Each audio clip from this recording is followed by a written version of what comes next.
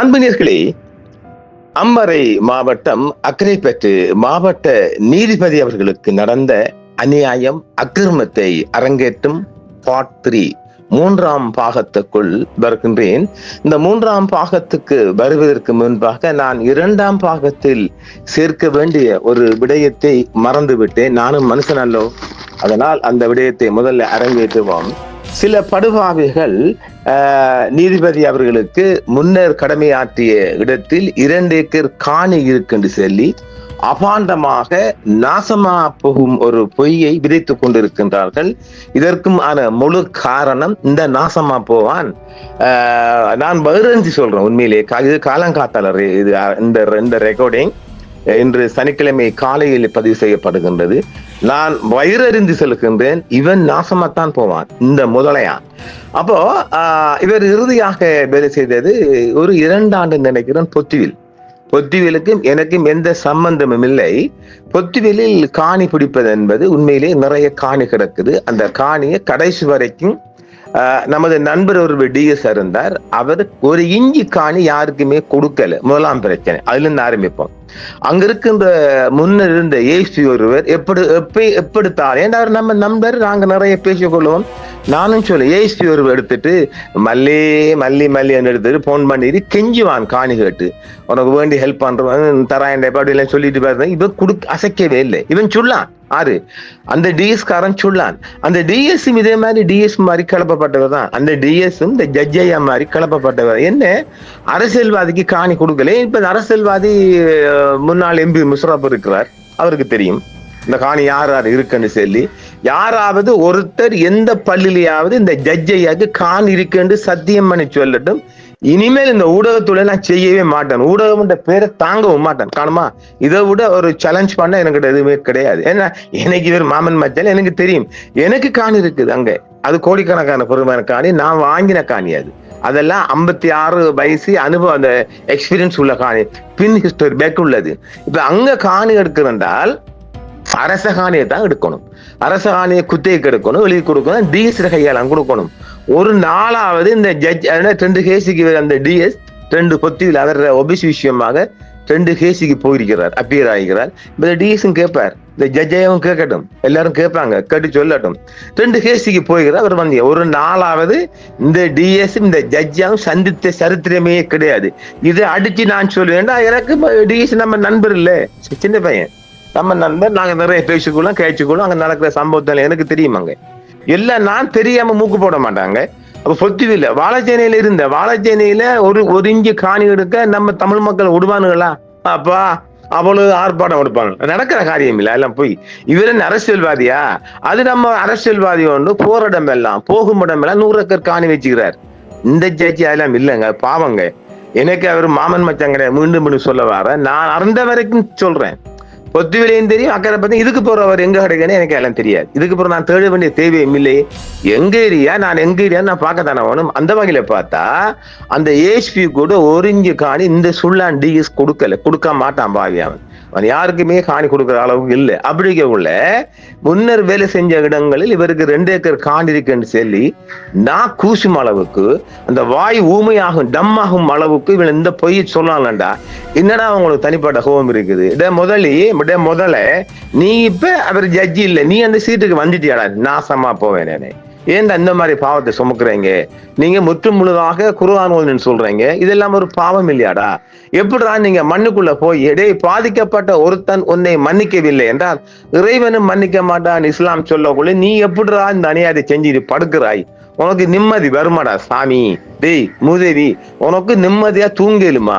இப்ப உனக்கு இவ்வளவு பொய்யை சொல்லி அந்த ஆள பதவியை சஸ்பெண்ட் செய்யும் அளவுக்கு நீ போனண்டா, உனக்கு எவ்வளவு மன உளைச்சல் வரண்டா? அதை நீ பார்க்கவே இல்லையா?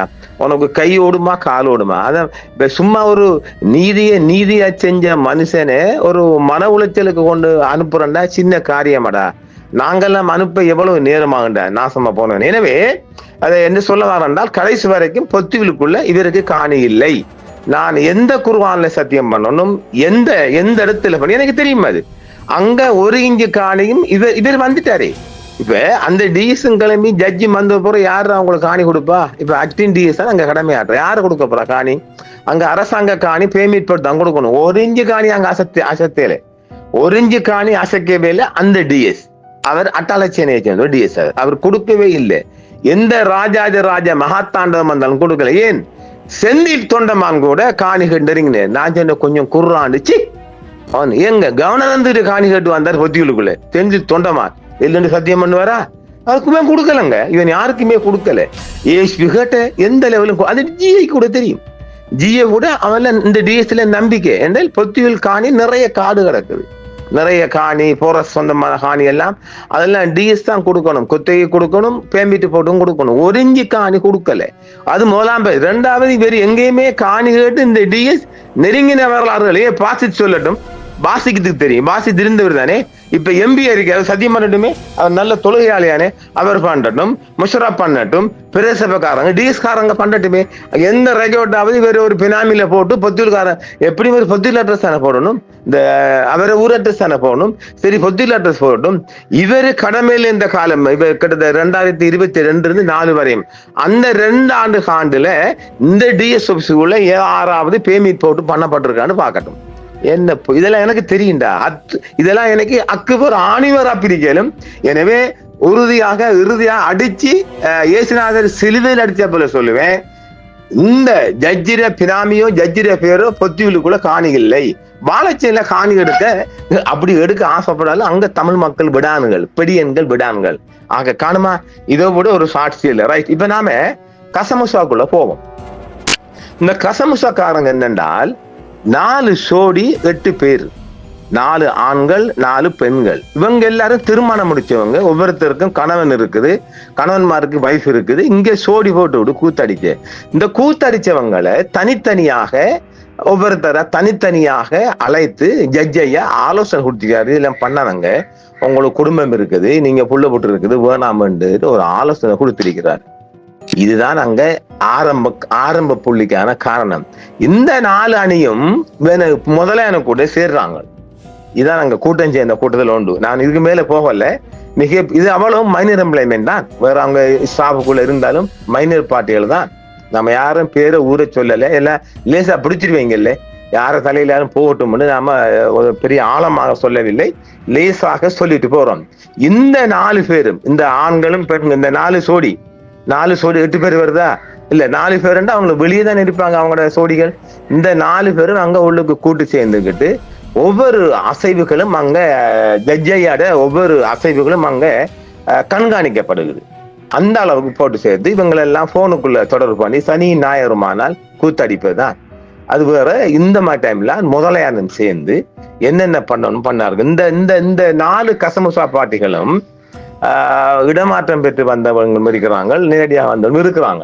அதுக்குள்ள கொஞ்சம் இருக்கு, கொஞ்சம் நாங்க தணிக்கைக்குள்ள போய் சொல்றோம். இவங்களும் சோடி போட்டு கூத்தடித்தாங்க.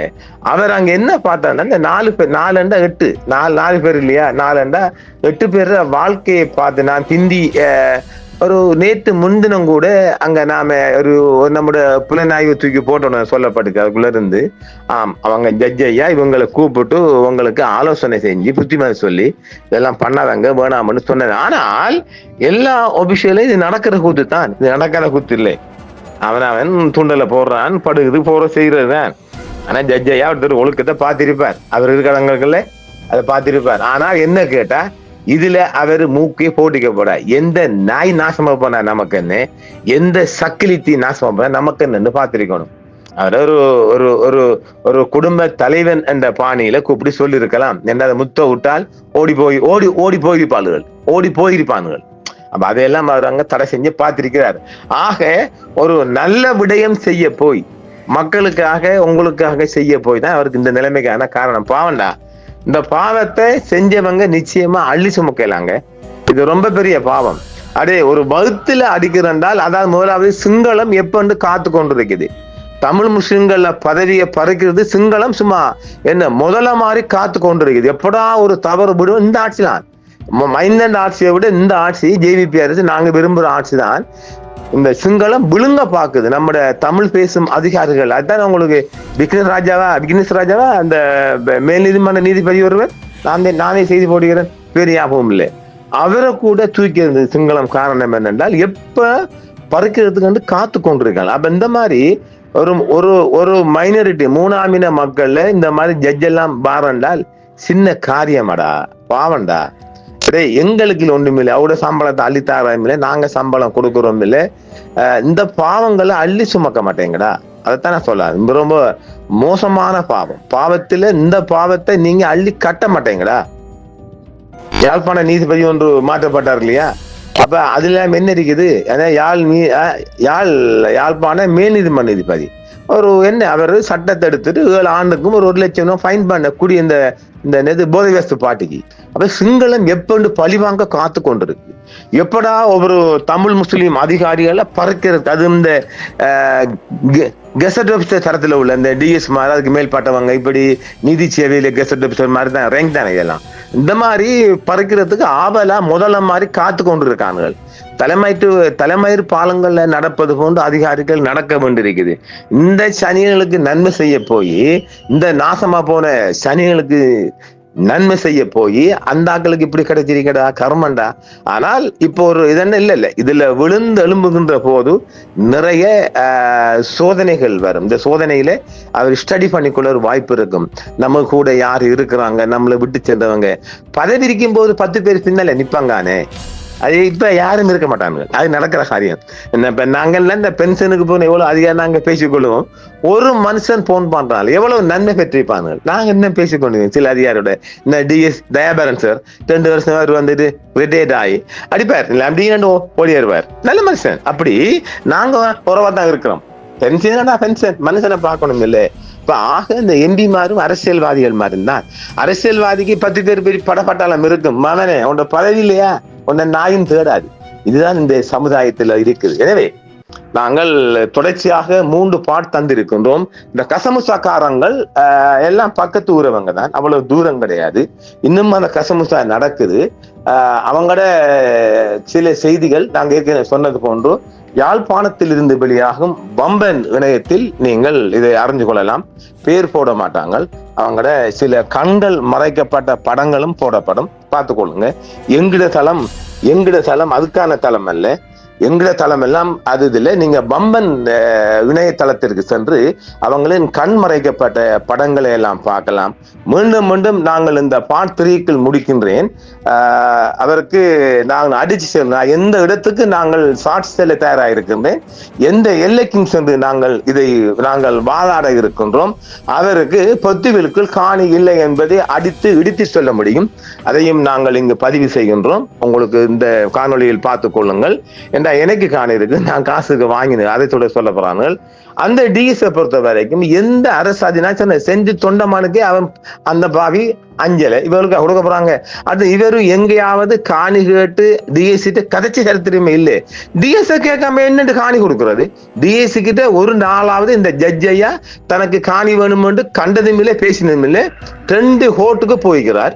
2 தவணைக்கு போய் அவர் சந்தியார் ஒரு கேட்டுக்கிறார், ஜட்ஜ் நலமான்னு இஷ்டவங்க நின்றான்னு அந்த டிஎஸ்கே சொல்லுவார். எனவே கண்கட்டு நாசமா போய் நாரி போற கதைத்தான் இவனுங்கள் பரப்புறார்கள். அதெல்லாம் பச்சை பெருடா. நாங்கள் இந்த காணொலியில் 4வது பாட்டு ஒன்று இருக்கின்றது. அது காலை நேரம் அல்ல. நான் எப்படியும் உயிரோடு இருந்தால் 4ஆம் காணொலிக்கு வருவேன்.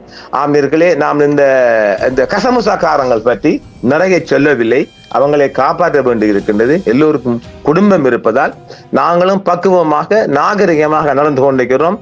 யாராவது இது குறித்து தொலைபேசி மூலமோ அல்லது வேறு இந்த கமெண்ட்ஸ் மூலம் வந்தால் நிச்சயமாக 24 மணி நேரத்துக்குள் உங்களோட அத்தனை உங்களோட பண்டவாளங்களும் தண்டவாளத்துக்கு வரும் என்பதும் எச்சரிக்கையும் செய்து, தேவையில்லாம யாரும் நமக்கு போன் பண்ண தேவையும் இல்லை சொல்லி மீண்டும் 4ஆம் காணொலிக்கு சந்திப்போம் என்று சொல்லி மீண்டும் சொல்லுகின்றேன்.